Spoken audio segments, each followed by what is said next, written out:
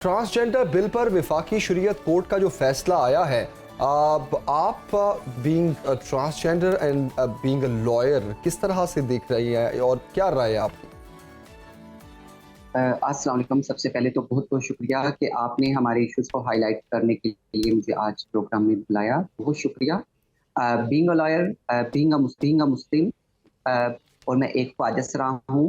मैं कहती हूँ कि ख्वाजा सरा पाकिस्तान के अंदर वो पिसा हुआ तबका है जिसको आज तक उनके हकूक़ के बारे में ना तो कोई बात करता है। अगर उनको चंद हकूक़ दे भी दिए जाएँ तो उस पर भी हमारे पाकिस्तान के अंदर सोसाइटी आवाज़ उठाती है।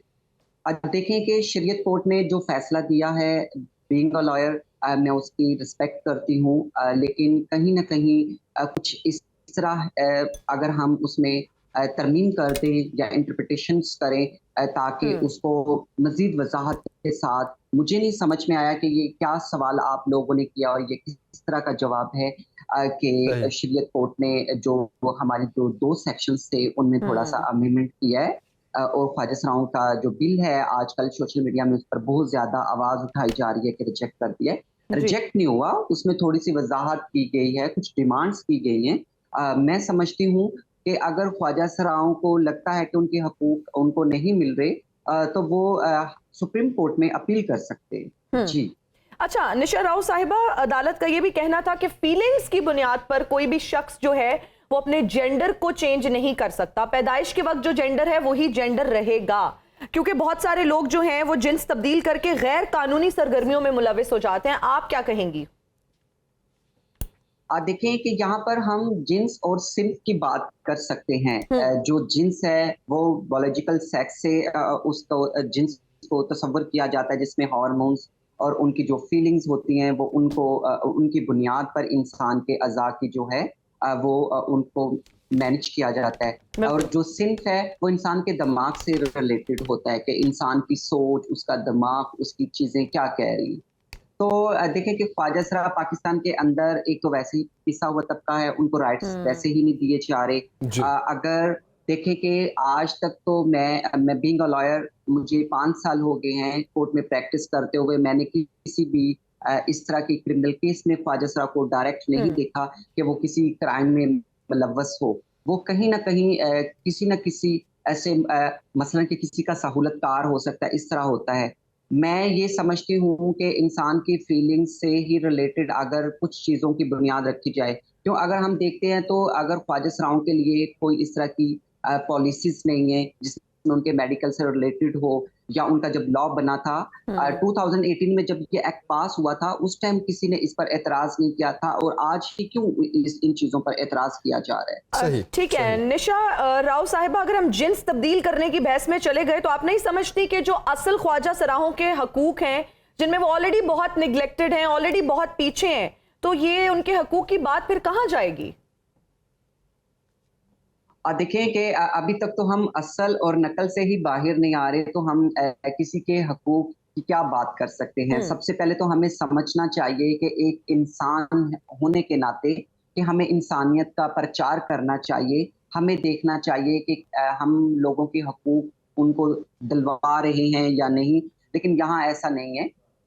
मैं समझती हूँ कि अगर असल और नकल अगर हम ये भी तायन कर ले कि ये असल है और ये नकल है, हमने आज तक जो असल ख्वाजा सरा हैं उनको हकूक दिलवाए हैं। बीइंग अ लॉयर मैं एक पहले ख्वाजा सरा हूँ।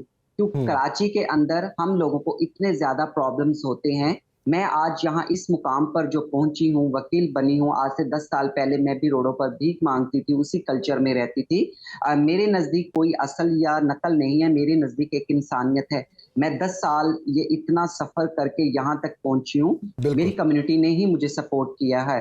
और वो बिल जो हमारे लिए 2018 में बनाया गया था, जिसमें हमें एक्स आईडी कार्ड दिए गए थे, जिसमें हमारे राइट्स पर बात की गई थी, जिसमें मुझे आज मैं एमफिल कर रही हूँ कराची यूनिवर्सिटी में, मुझे एडमिशन दिया गया था, या आज मैं सिंध बार कौंसिल की लाइसेंस होल्डर वकील हूँ, ये भी उस बिल की बदौलत ही हुआ था। अगर सोसाइटी में हमें इतना ज़्यादा उस बिल की वजह से सपोर्ट किया गया है, राइट दिए गए हैं, तो मैं समझती हूँ कि ख्वाजा सराओं को मज़ीद राइट मिलने चाहिए। नहीं तो सही। फिर ख्वाजा सरा वही उस दलदल में चले जाएँगे जहाँ पे वो तालियाँ बजाएँगे, भीख मांगेंगे, नाच गाएंगे। मैं समझती हूँ को हमारी जो गवर्नमेंट्स हैं या जो हमारे पॉलिसी मेकर्स हैं, हमारे जजेस हैं, मैं समझती हूँ कि या जो हमारे स्टेक होल्डर या सोसाइटी है, उनको चाहिए कि वो ख्वाजा सराओं के लिए संजीदगी से सोचें, ताकि ख्वाजा सराओं का जो बिल है उस पर मजीद काम किया जाए। उसमें अगर वजाहत और तरमीम की जरूरत है तो उसको किया जाए, ताकि एक अच्छी पॉलिसी से इनका सही। बिल बनाकर हमारे लोगों का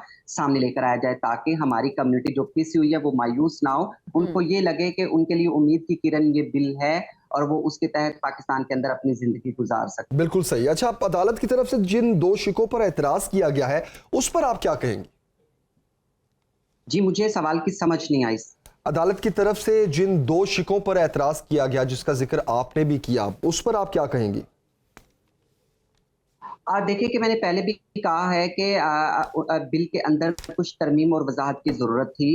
तो उनकी कुछ डिमांड्स हैं। उन्होंने इसमें यही वाज़िया किया है कि ख्वाजा सराओं का जो बिल है उसके बीच में कुछ वजाहत और तरमीम थी, कि उसमें यही कहा गया कि अगर कोई इंसान खुद को ख्वाजा सरा समझे तो उसको ख्वाजा सरा मसलन के तसव्वुर नहीं किया जाएगा। जी। मैं समझती हूँ कि एक मर्द खुद को किस तरह वो अपने आप को ख्वाजा सरा तसव्वुर कर सकता है, या एक औरत जो खुद को ख्वाजा सरा तसव्वुर नहीं कर सकती। ये चीज़ें मैं समझती हूँ कि इंसान की सिंफ और जिन्स दोनों से रिलेटेड होती हैं। बेसिकली मैं ये तो नहीं कहूँगी कि मैं जो शरीयत कोर्ट का फैसला है उसके खिलाफ हूँ। मैं ये जी। कहूँगी कि उस पर अपील की जा सकती है, चीज़ों को आगे मज़ीद वज़ाहत के साथ पेश किया जा सकता है। उसके लिए एक जंग लड़ी जा सकती है और जिसके लिए ख्वाजा सरा कम्युनिटी तैयार है।